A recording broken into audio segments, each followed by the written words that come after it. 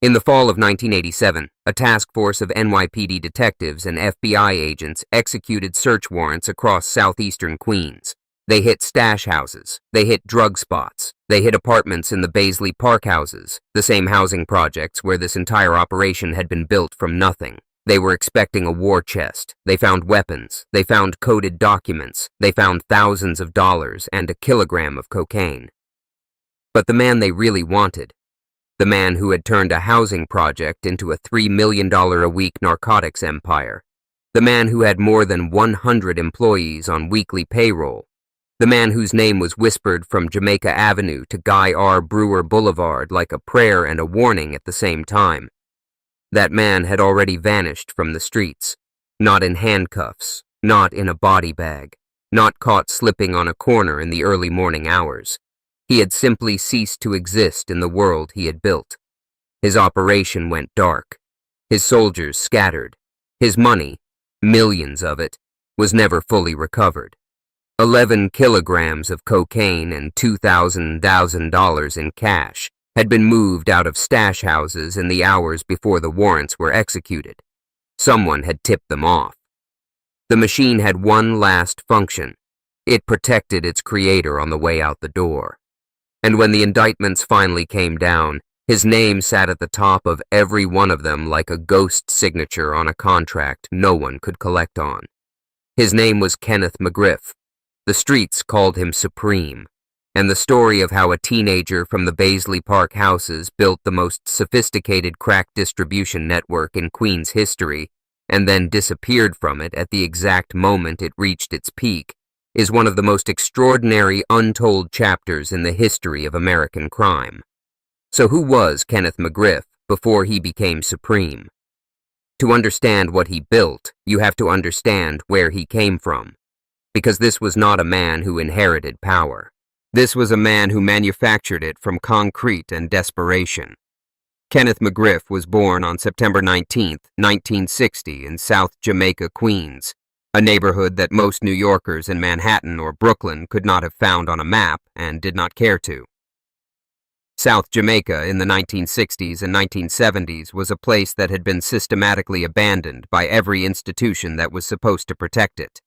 The factories along the waterfront had closed, the city services had dried up, the sanitation trucks came less often, the streetlights stayed broken longer, the schools were underfunded, overcrowded, and staffed by teachers who had requested transfers the day they arrived. The housing projects, Baisley Park, the 40 projects, Southside, were vertical warehouses for families the economy had decided it no longer needed. McGriff grew up in the Baisley Park Houses, a cluster of brick towers on Foch Boulevard between Guy R. Brewer and Sutphin, in the heart of a community that the federal government had effectively red-lined out of the American dream. His father was absent. His mother did what she could, which was never enough, because the system was designed so that it would never be enough. The neighborhood around Baisley Park was a patchwork of check-cashing stores, liquor shops, and vacant lots where buildings had been torn down and never replaced. The message was architectural. Nobody is coming to save this place. As a teenager, McGriff was already showing the qualities that would define him. Not recklessness, not rage, but something far more dangerous to the established order. Organization. He watched the older hustlers on the block, the way they moved product, the way they wasted money on cars and jewelry before they had secured their supply lines, the way they got caught because they trusted the wrong people or talked too loud in the wrong rooms. He saw every mistake as a lesson. He was quiet, methodical. People who knew him as a boy said he never raised his voice, but when he spoke, grown men twice his age listened. By the time he was 17, McGriff had already assembled a crew of teenagers from the Baisley Park Houses, boys he had grown up with, boys who were members of the 5% Nation, a quasi-religious movement that gave young black men in the projects a language of self-worth when every other institution, the schools, the churches, the government, had told them they were worthless. He called them the Supreme Team. The name was not an accident.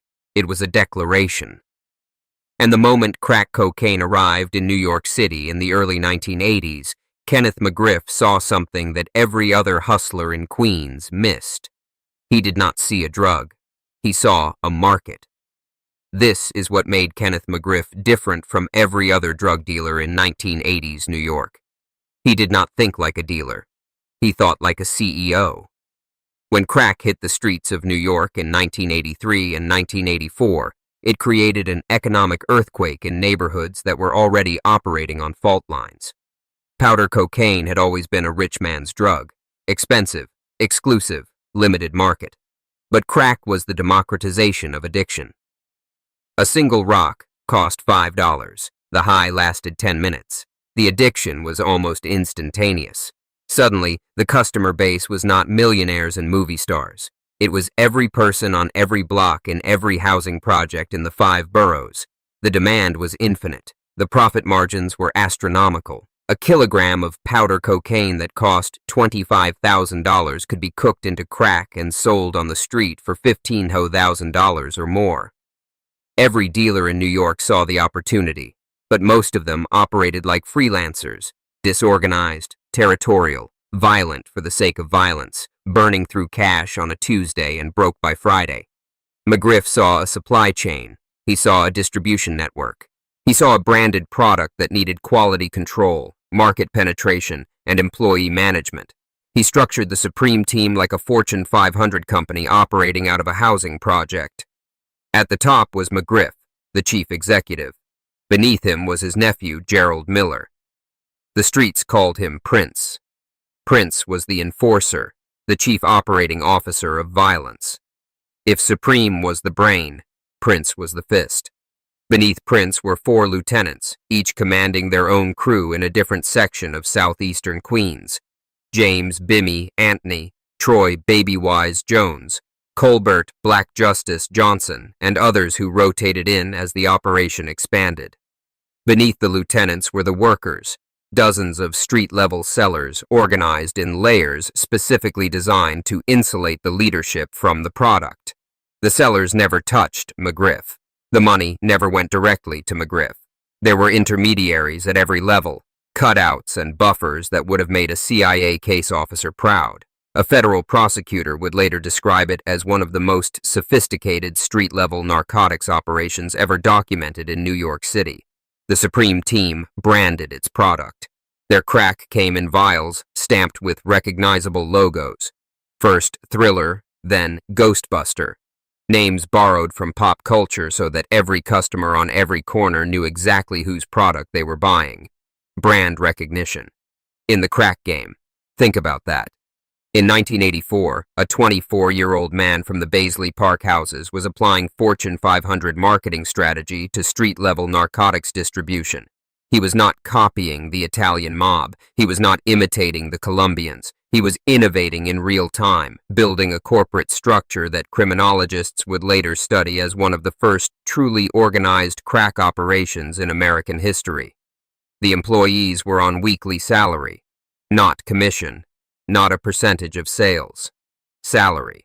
A street-level worker for the Supreme team earned between $800 and $2,000 a week, depending on their position and territory. The lieutenants earned significantly more. The money was consistent, reliable, and it bought a loyalty that freelance operations could never match.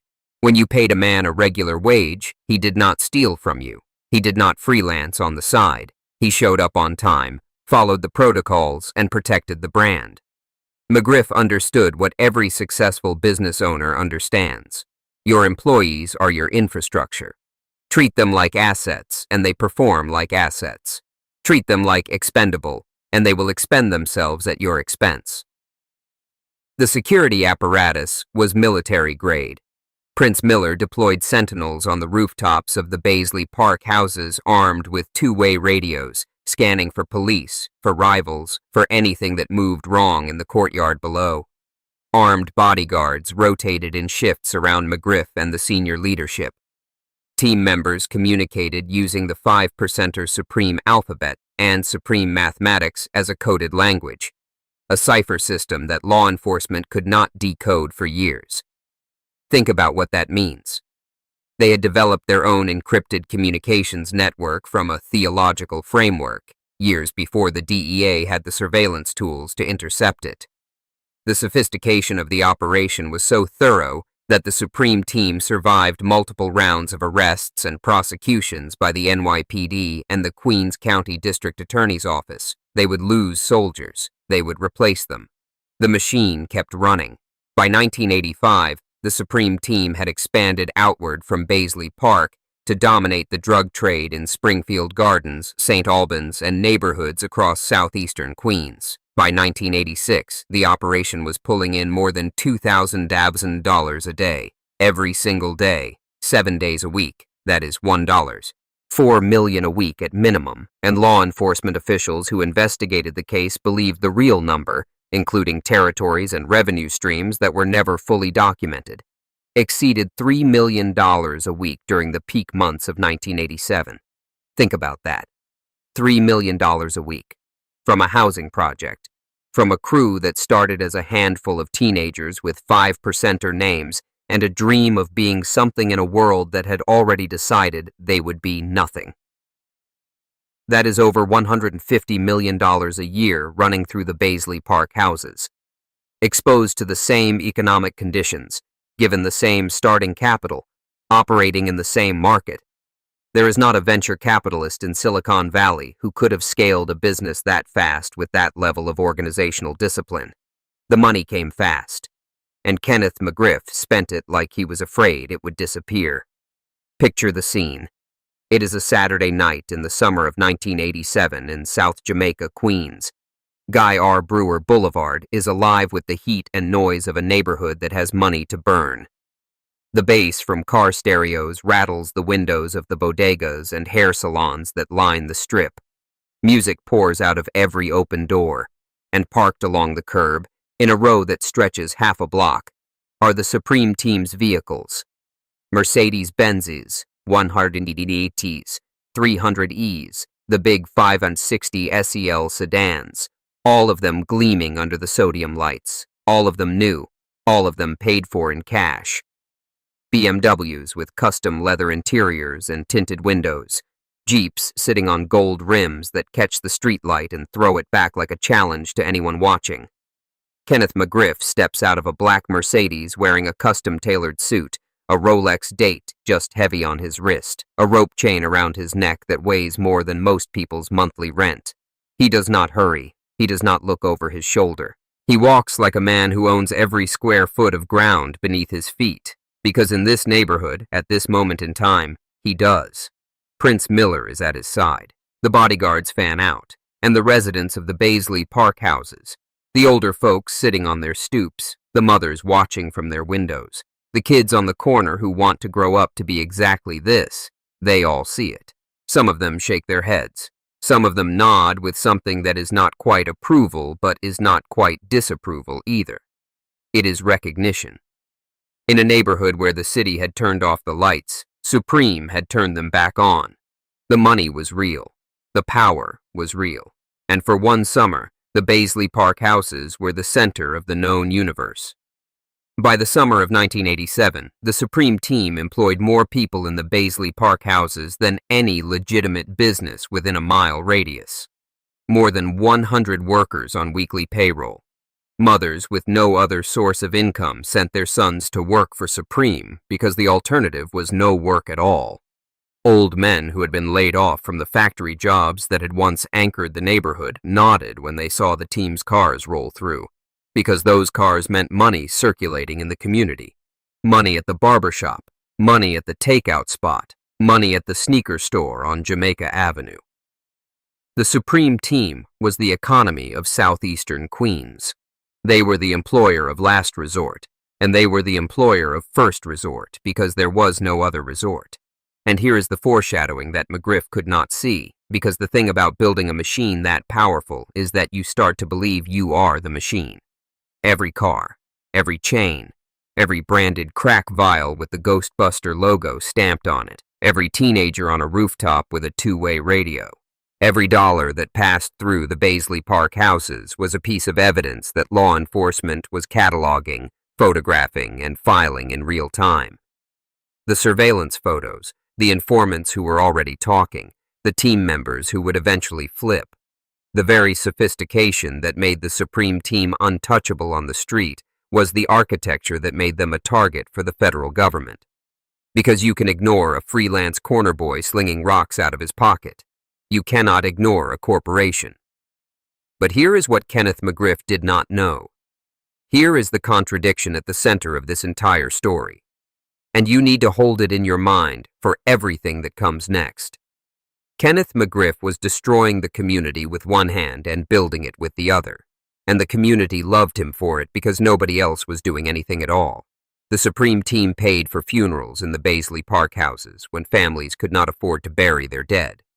They bought school supplies for children whose mothers had nothing left after rent. They funded block parties, the kind of summer events where the whole project came outside, where the music played until midnight, where kids ate free and nobody worried about violence because the team's security detail made sure the block was safe. They handed out turkeys on Thanksgiving. They gave cash to elderly residents who were behind on their electric bills and facing shut-off notices from Con Edison. In a neighborhood where the city had closed recreation centers, defunded after-school programs, and allowed the physical infrastructure to rot into irrelevance, the Supreme Team filled the vacuum with cash and presence. They were the welfare office. They were the jobs program. They were the community bank that did not require a credit score. And simultaneously, on the same blocks, in the same buildings, sometimes in the same families, they were flooding those streets with a substance that was eating the community alive from the inside out. Crack cocaine did not just create addicts, it created absences. Mothers who disappeared from their own kitchens, fathers who sold the living room furniture for a 10-minute high, children who came home from school to empty apartments and learned to cook their own meals at 7 years old because the adults in their lives were no longer there. The Baisley Park Houses were ground zero for both the money and the devastation. The same block where a Supreme Team lieutenant handed a grandmother $50 for her light bill was the same block where her daughter was smoking crack in a stairwell at 2 in the morning, spending money she did not have on a product that Supreme's workers had manufactured, packaged, and sold from an apartment 3 floors above her head. An elderly woman in the Baisley Park Houses told a reporter years later that Supreme was the best thing and the worst thing that ever happened to this neighborhood. He gave us what the city wouldn't, and what he sold us took everything back and then some. Think about what that means. Think about what kind of country produces that equation, where a 26-year-old drug dealer operating out of a housing project in Queens is the only social safety net an entire community has. That is not a story about one man's moral failure. That is a story about a system that failed first and then punished the people who built something in the wreckage, even when what they built was poison. During 1987, while the money was at its absolute peak, the violence was also reaching levels that could no longer be contained. Prince Miller, operating with McGriff's full authority, ordered at least 8 homicides in that single year. Rivals were eliminated with the efficiency of a hostile corporate takeover. Team members suspected of disloyalty were not demoted. They were executed. Informants were identified through a network that included 2 corrupt New York State Parole Division employees, women who had become romantically involved with team members and who fed them confidential law enforcement files in exchange for cash and affection. One parole officer, Ina McGriff, no relation to Kenneth, provided copies of parole division documents revealing that a Supreme Team member named James Page was cooperating with authorities. Kenneth McGriff, already facing federal charges by this point, gave the order from inside a jail cell. Page was murdered. Prince Miller's security chief, Ernesto Piniella, carried out the arrangement. The Supreme Team was allied with Lorenzo Fat Cat Nichols, another Queens drug lord whose name alone could empty a room. Fat Cat supplied powder cocaine to the team. When Fat Cat suspected 2 men named Henry and Isaac Bolden of robbing his organization, he asked Prince Miller to use the team's intelligence network to locate them. Miller used the corrupt parole employees to pull the men's files, extract their addresses, and pass that information to Fat Cat's enforcers so they could be found and killed. The system worked with the precision of a corporate intelligence division, and it worked in service of murder. Now, here is the part that most people don't know. the part that tells you everything about how the empire really fell. In 1987, the Joint Federal Task Force had spent months mapping the Supreme Team's entire infrastructure. They had identified the stash houses. They had identified the drug spots. They had cataloged the coded radio frequencies. They had turned informants inside the organization. And they had one devastating advantage that McGriff never anticipated. The Supreme Team's own sophistication had created a prosecution-ready paper trail. The branded vials with their Ghostbuster and Thriller stamps were trademarks that tied product to producer as cleanly as a corporate logo on a shipping invoice. The photographs that team members had taken of themselves, flashing cash, posing with cars, wearing Supreme Team gear in front of the Baisley Park Houses like they were posing for a company annual report, every single photograph was an exhibit waiting for a case number. The two-way radio frequencies were wiretaps waiting to happen. The employee structure, the layered hierarchy, the weekly payroll, all of it was evidence of the continuing criminal enterprise that federal prosecutors needed to invoke the Kingpin statute. The irony is surgical. McGriff had built the most organized drug operation in Queens history, and it was that very organization, the structure, the branding, the documentation, the corporate discipline, that gave federal prosecutors everything they needed to bring a RICO case. A sloppy operation leaves no trail. A corporate operation leaves a corporate trail. And the United States federal government knows exactly how to read a balance sheet. In late 1987, with McGriff already in custody on initial charges and Prince Miller arrested on separate state charges, the task force executed their warrants. They raided the storage locations. They raided the drug outlets. They raided the apartments. The Supreme Team had been tipped off. Someone inside the system had sent the warning, and 11 kilograms of cocaine and $2,000 in cash were spirited out of targeted locations in the hours before the agents arrived. But the authorities seized enough. Weapons, narcotics hardware, instructional manuals on criminal conduct, photographs, documents, a kilogram of cocaine that had not been moved in time, and thousands of dollars that the machine had not been fast enough to hide. The empire collapsed in weeks, not with a gunfight, not with a last stand, with paperwork, with warrants, with the quiet, grinding machinery of the federal justice system doing what it does best, turning a man's own success into the instrument of his destruction. McGriff pleaded guilty in 1989 to engaging in a continuing criminal enterprise. He was sentenced to 12 years. He served approximately 7 before being paroled in 1994. But the empire, the $3 million a week empire, the fleet of Mercedes-Benzes, the branded crack vials, the rooftop sentinels, the coded radio frequencies, the weekly payroll for more than 100 employees, all of it evaporated, like it had never existed, like it was a fever dream the Baisley Park Houses had collectively imagined and then woke up from with nothing to show for it, but the bodies and the addiction and the empty pockets and the mothers who were still missing from their own kitchens. Prince Miller tried to rebuild when he was released from state custody in 1989. He reassembled a skeleton crew, buying kilogram quantities from a supplier with Colombian connections, processing crack in a team member's mother's apartment, pushing product through the same Baisley Park spots that had once generated $2,000 a day. But the scale was gone. The rebuilt operation grossed $1,000 a day. The Fortune 500 had become a bodega, and the violence did not scale down with the revenue. It escalated. Miller ordered the murders of Colombian suppliers to steal their cocaine rather than pay for it. Team members suffocated 2 men with plastic bags wrapped around their heads, then beat their skulls with a baseball bat while they were still alive. The bodies were loaded into a car and dumped at separate locations in Queens. They were never identified. The government could not even determine their full names. 2 human beings, Fernando and George, reduced to first names in a court transcript and unmarked graves in a city that had already forgotten them. In March 1990, the remaining members of the Supreme Team were arrested. In 1993, after a federal trial, Gerald Prince Miller was convicted of racketeering and drug trafficking. On May 12, 1995, he was sentenced to 7 concurrent life terms in federal prison plus an additional 20 years. He was in his late 20s, 7 lifetimes, for a man who had started as a teenager in a housing project that America had built and then abandoned.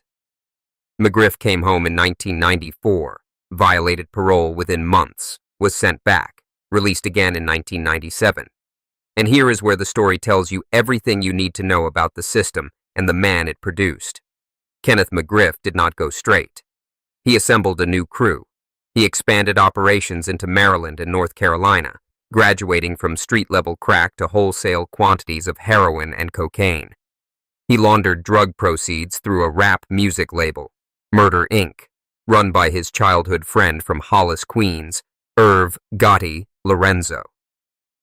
The FBI raided Murder Inc.'s offices in 2003. The connections between the music business and the drug business were laid bare for the world to see, and the violence followed him like a shadow he could not outrun. On July 16, 2001, McGriff paid a team of hitmen to murder Eric E. Moneybags Smith, an aspiring rapper who was shot 11 times at point-blank range while sitting in his parked truck at a neighborhood barbecue in Queens.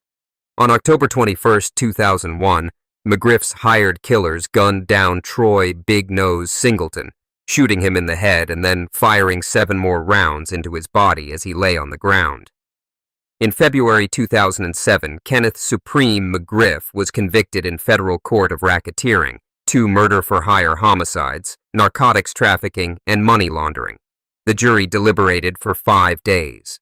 They could not reach a unanimous verdict on the death penalty. He was sentenced to life in prison without the possibility of parole. He was 47 years old, every asset seized. The man who once had millions was represented at trial by a court-appointed attorney because he had nothing left. Not a dollar, not a car, not a chain, nothing. Here is the math of Kenneth McGriff's life, from the Baisley Park Houses to a $3 million a week empire. From a teenager with a 5%er name and a crew of boys from the project to the CEO of the most sophisticated crack distribution network in Queens history. From branded crack vials and rooftop sentinels with encrypted radios to federal wiretaps in a courtroom where the government asked for his death. From the man who bought turkeys for Thanksgiving and paid for funerals in a neighborhood the city forgot to the man whose product created a generation of orphans in those same buildings. The Supreme Team generated hundreds of millions of dollars over the course of its existence. That money is gone. The Baisley Park Houses are still standing. The poverty is still there. The underfunded schools, the closed recreation centers, the absent city services, the redlined mortgages, the factory jobs that shipped overseas in the 1970s and never came back, all of it is still there. The only thing that changed is that the man who filled the vacuum is locked in a federal cage for the rest of his natural life, and no one, not the city, not the state, not the federal government, has filled it since. And here is what makes this more than just a story about one drug dealer from Queens. America did not build the Baisley Park Houses and then invest in the people who lived there. America built the Baisley Park Houses and then walked away. And when a teenager from those same towers looked at the wreckage and saw a market, when he built a corporation from nothing, employed his neighbors, fed his community, and poisoned it simultaneously, America sent in the task force and acted shocked, as if the outcome had not been written into the blueprint from the very first brick. As if a country that redlines neighborhoods and defunds schools and closes factories and then watches crack cocaine flood those same communities has any moral standing to be surprised when someone organizes the chaos into a business. Kenneth McGriff built an empire that lasted 6 years and destroyed everything it touched, including himself. The country that made him necessary has lasted 250 years and is still under construction. They branded the crack, they branded the crew, and in the end, the brand was the evidence.